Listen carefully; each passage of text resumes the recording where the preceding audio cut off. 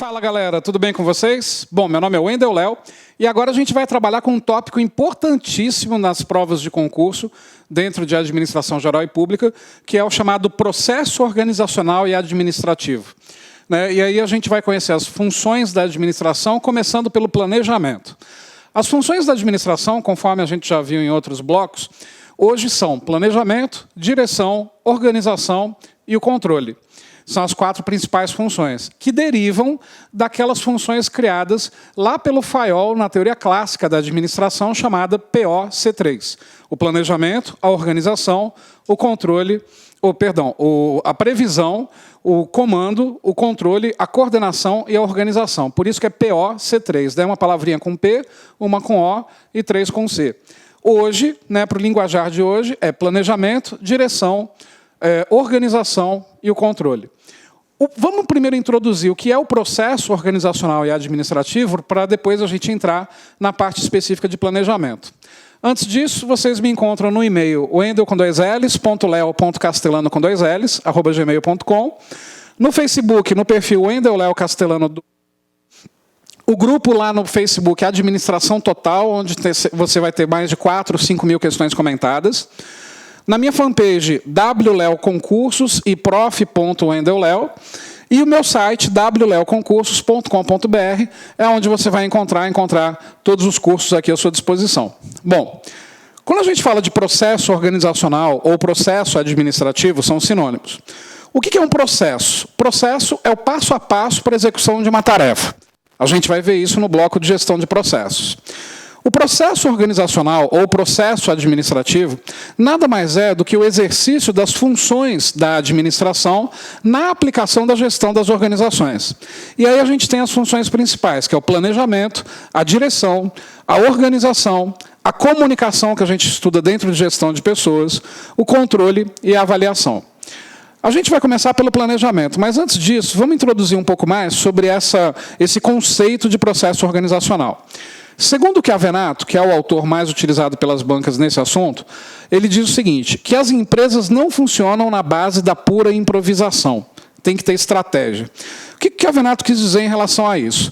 Quando ele afirma que as empresas não funcionam com base na improvisação, significa dizer que as empresas precisam se planejar, precisam prever o futuro, precisam dirigir as pessoas com base no que foi planejado, precisa organizar o trabalho das pessoas no sentido de determinar quem faz o quê e quem é ligado a quem, precisa também avaliar o trabalho dessas pessoas e controlar se as pessoas estão executando aquilo que foi originalmente planejado, dirigido e organizado.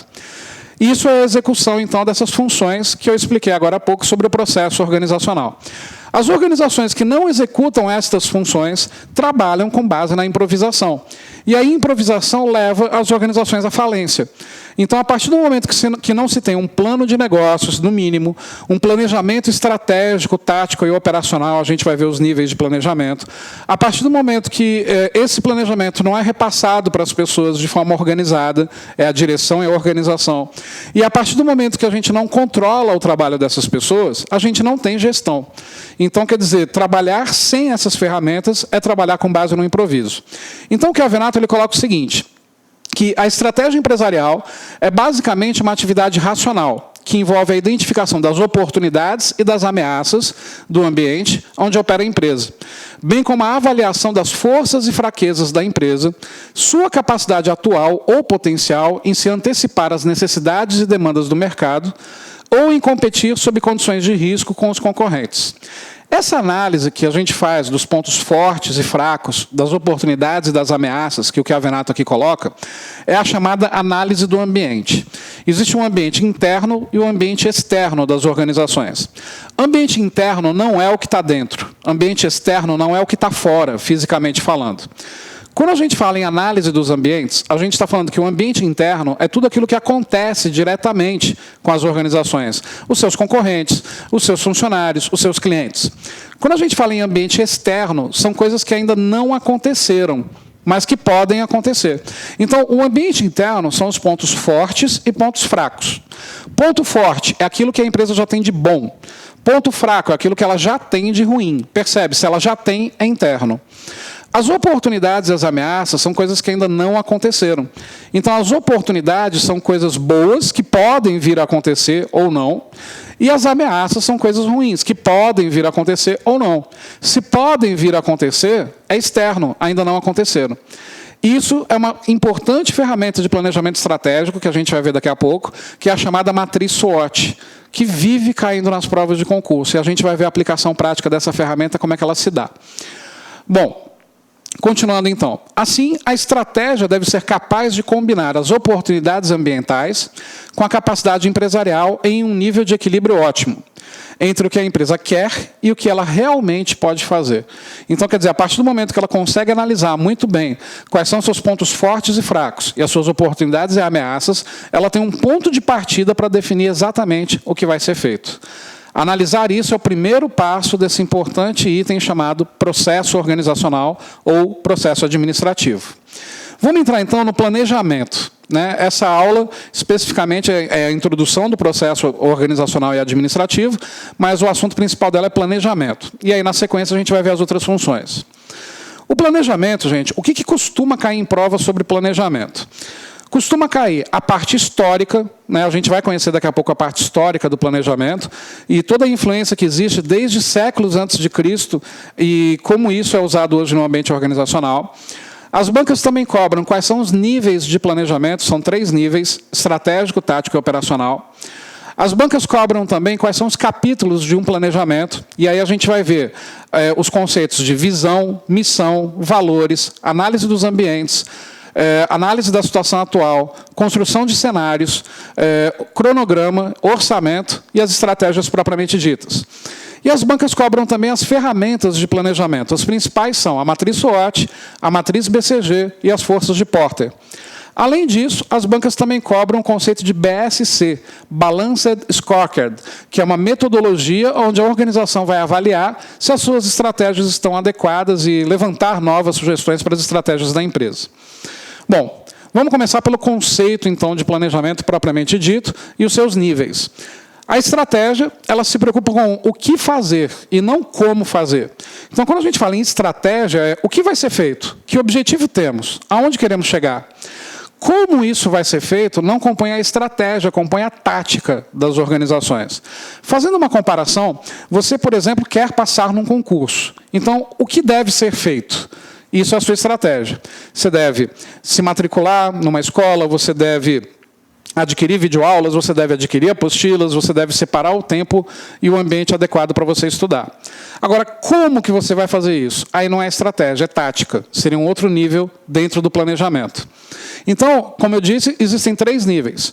O nível institucional, ou nível estratégico, o nível intermediário, ou nível tático, são sinônimos, ou então nível funcional, esse termo também pode aparecer em prova, ou nível operacional, o planejamento operacional que é feito a nível individual.